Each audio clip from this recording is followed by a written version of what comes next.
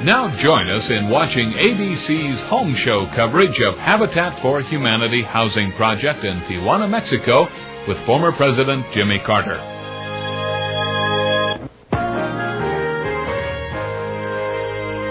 Home show reporter Maggie Cooper is just back from Tijuana, Mexico, where a very exciting building project is underway. She looks fit and fine. I was out there building it, a little sun. That's right. This is a wonderful project. Explain a little bit about it. Well, if you've ever wanted to volunteer for something where you really see the product of what your volunteer labor can do, this is it. This is the 7th annual Jimmy Carter Work Project for Habitat for Humanity.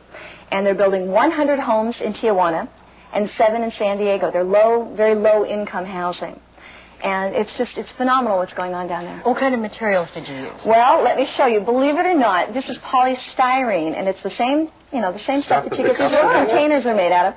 This polystyrene is covered with a wire mesh, and then on either side, these become the walls, and then on either side, cement is covered on either side, so that becomes the walls of the house. So they're really sturdy. They are actually very sturdy. Absolutely. Huh? Well, the construction process is as amazing as the goodwill and the hope for the future that I witnessed in Tijuana.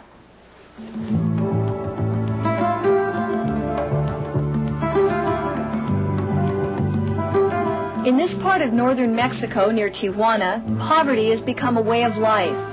Tiny shacks mark the arid landscape where an abandoned truck can serve as a home for an entire family. Here, providing the day's meal is a family's prime concern.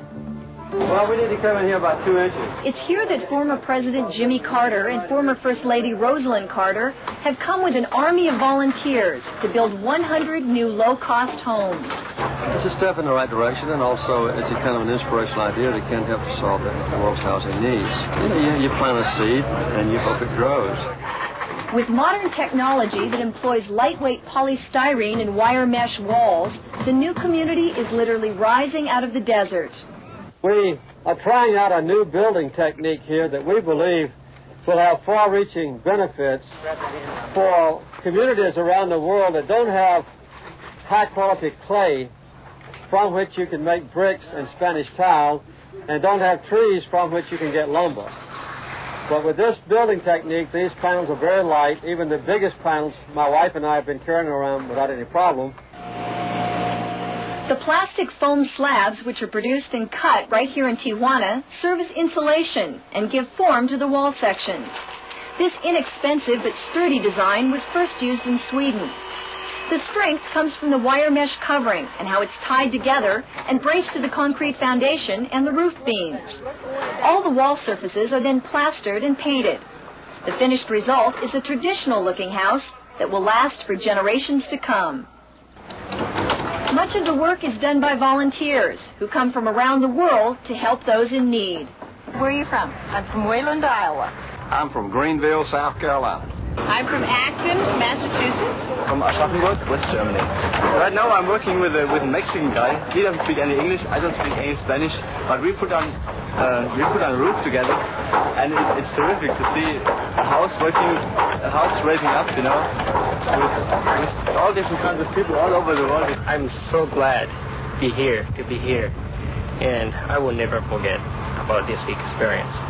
The volunteers live in a tent city under Spartan conditions that reflect the underprivileged lifestyle of the nearby village. When these houses are completed, they'll be about 500 square feet. Now, that may not sound very large, but for most of the families who will be living in them, that's more space than they've ever had. Marco Ruiz and 5 members of his family now live in this cramped 10-foot by 10-foot shack. There's no running water, no permanent doors, and the floor is dirt. They're one of the lucky families that will get one of the new Habitat International homes. The Ruiz family and all the selected Mexican families must work 500 hours alongside the volunteers on the new houses. It's called sweat equity. Each family then has as long as 25 years to pay back the no-interest mortgage, which in Mexico will amount to about $1,700. Adan, like Adam. The Carters got to meet the family who will own the house they helped build. How does that make you feel, the interaction with someone that you know you're changing their life?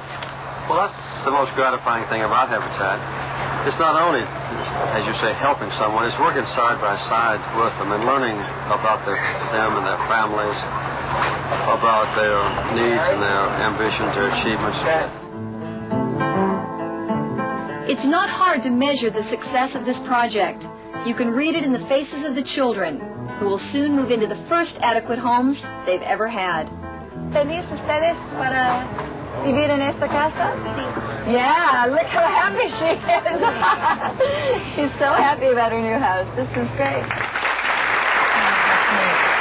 That is great stuff. Well, you know, this is only one of the projects that Habitat for Humanity has. They're also building houses in the United States. They're building 50 in South Carolina, some more in Seattle, and next year in Miami there'll be another Jimmy Carter Works project. That is really, wonderful. It seems like the volunteers were getting a lot out of it, besides, obviously, the recipients of the housing. Oh, absolutely. How many picked? Yeah. Well, the families were picked on basis of need. There were 100 homes in Tijuana, 160 families applied, so it was the most needy families really were the ones. And if you wanted to volunteer for something wonderful like this? Absolutely. If you want to volunteer, if you want to take part in Habitat for Humanity, the number is 1-800-HABITAT. And remember, the phones are being manned by volunteers, so if the lines are busy, please keep trying. And if you want to get involved in any other kind of volunteer work, you can look in the phone book under the white pages under volunteer. Thank you, Maggie, very, very much. Thank you.